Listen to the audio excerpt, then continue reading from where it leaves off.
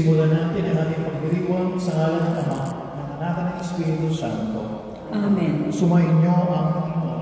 At sumainyo rin. Mga kapatid, sinasalubong natin ang bagong taong ito kasama ang ating ina, si Maria. At upang marapat tayo ng isa sa Panginoon sa misa nito, aminin natin ang ating mga pagkukulang at kasalanan sa ating Panginoon at humingi tayo ng bagong pag-asa at bagong liwanag sa ating buhay. Inaamin ko sa makapangyarihang Diyos at sa inyo mga kapatid na lubungan ng kasalan sa isip, sa salita at sa gawa at sa aking pagkukulang. Kaya sinasama ko sa mga Birhen Maria, sa lahat ng mga nangyayari ng anak, at sa inyo mga kapatid na may pagdalangin sa Panginoong ating Diyos. Paawan tayo ng makapangyarihang Diyos, patawarin.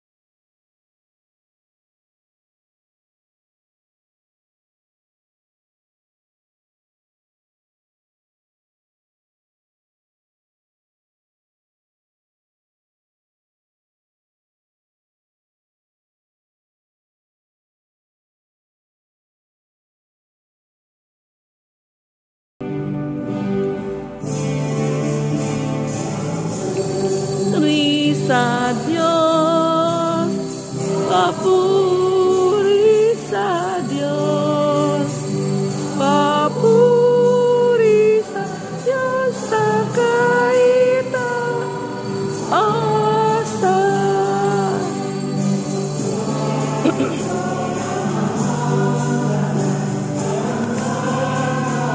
Taasan, ikaw lamang o Jesucristo, ang Panginoon.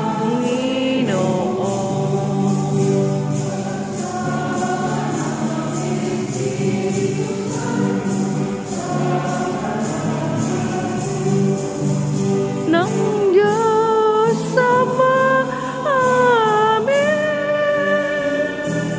Ng Diyos Ama, Amen. Puri sa Diyos, papuri sa Diyos, papuri sa Diyos sa kaitaasan.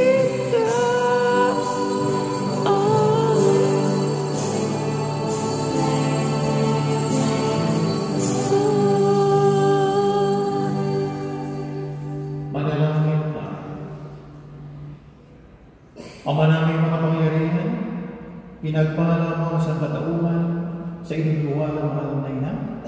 Ipalasal mo sa amin ang kanyang pagdalangin sa pamamagitan ng iyong anak na isinilang niya para sa amin upang kami mabuhay at sa mga ng Espiritu Santo magpa sa walang hanggan. Amen.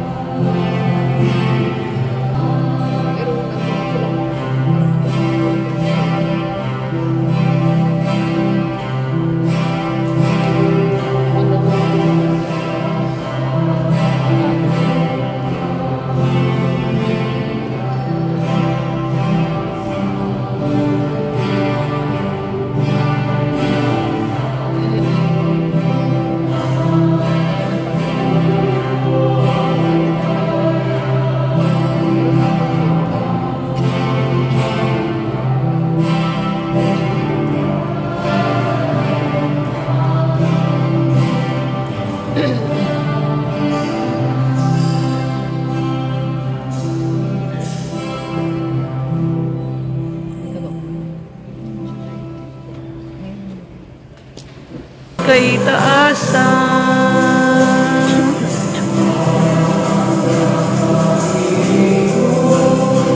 Sa ngalan ng Panginoon, Hosana, Hosana, sa kaitaasan, Hosana, Hosana, sa kaitaasan.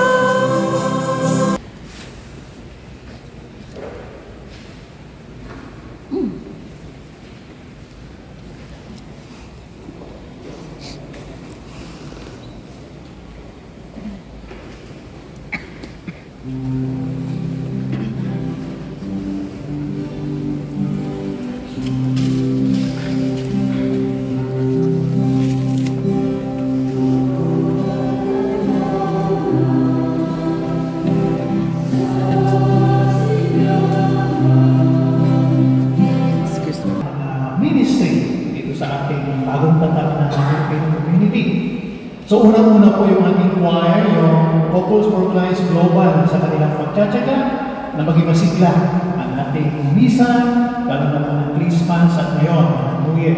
So salamat po, Brother Danny, at ngayon na kasama. At sana po, magkasama pa rin tayo sa praise and report. At yung ating pong bagong tatag na lectors and commentators. Tumayo po kayo, mga binibini. Ayan. Salamat po sa inyong pagtatsaga sa ating bagong community. and of course ang ating nagagandahang ground crew, yung ating mga kolektora, yung mga ni Sister Norma, bago patatin po sila. Kayo para mga ka-beauty nyo. Yan. Sila po yung tumutulong sa atin para sa welcome committee. At sa ating dalawang samahan po tayo, balik po ako yan sa Filipino Pastoral Community, at sa ating kay Brother Hans, at sa ating mga altar servers. Pero po ako tayo dito guest mula sa Pangasinan, ating imported na boy na tumulong sa atin ng ating altar services. At of course, kilala na yung ating mga altar servers. So, unti-unti po, itatatan natin yung ating bagong community. At sana po sa pag-ibig board, meron kahali sila Brother Danny, alternate, para meron tayo, para makapagpahinga naman sila.